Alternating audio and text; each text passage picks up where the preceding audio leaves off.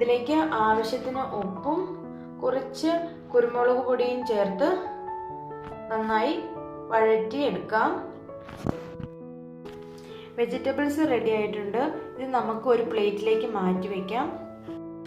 ഇനി നമുക്ക് white sauce റെഡിയാക്കാം. ഇതിനായി ഒരു പാൻ അടുപ്പത്ത് വെച്ച് ചൂടാക്കുക. ഇതിലേക്ക് 2 ടേബിൾ സ്പൂൺ ഞാൻ ബട്ടർ ചേർക്കുന്നുണ്ട്. ബട്ടർ ഉരുകി വരുമ്പോൾ അതിലേക്ക് 2 ടേബിൾ സ്പൂൺ മൈദ ചേർത്ത് കൊടുക്കാം. മൈദയുടെ പച്ച ടേസ്റ്റ് പോകാനായി ഒരു 2-3 മിനിറ്റ്സോളം ലോ ഫ്ലെയിമിൽ വെച്ചിട്ട് തന്നെ ഇത് കുക്ക് ചെയ്തെടുക്കുക.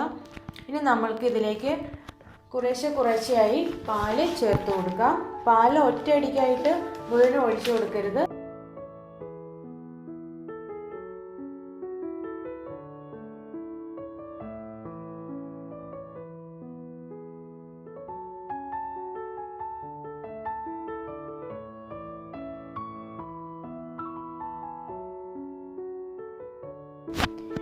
ഈ ഒരു കൺസിസ്റ്റൻസിയാണ് നമുക്ക് വേണ്ടത്.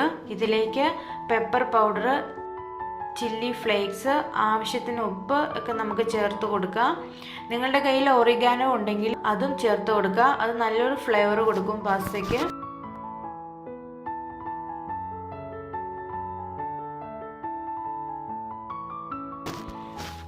ഇതിലേക്ക് നമ്മൾ വേവിച്ച് വെച്ച വെജിറ്റബിൾസും ചേർത്ത് കൊടുക്കാം.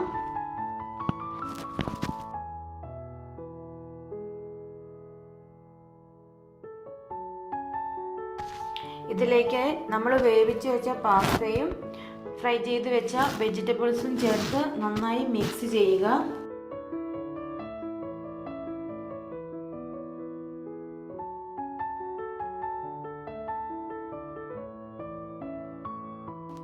നമ്മുടെ പാസ്തയും വൈറ്റ് സോസ് റെഡി ആയിട്ടുണ്ട്. ഇത് ചൂടോടുകൂടി തന്നെ വിളമ്പുക, കാരണം ഇത് ഇരിക്കും തോറും കൂടുതൽ കട്ടിയായി പോകും. ഇത് വിളമ്പുന്ന സമയത്ത് നമുക്ക് ആവശ്യമുണ്ടെങ്കിൽ കുറച്ച് ചീസ് ഗ്രേറ്റ് ചെയ്ത് ചേർക്കാവുന്നതാണ്.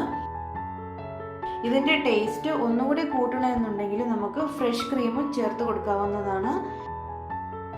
ഇത് ചൂടോടുകൂടി തന്നെ കഴിക്കുന്നതാണ് കൂടുതൽ ടേസ്റ്റ്.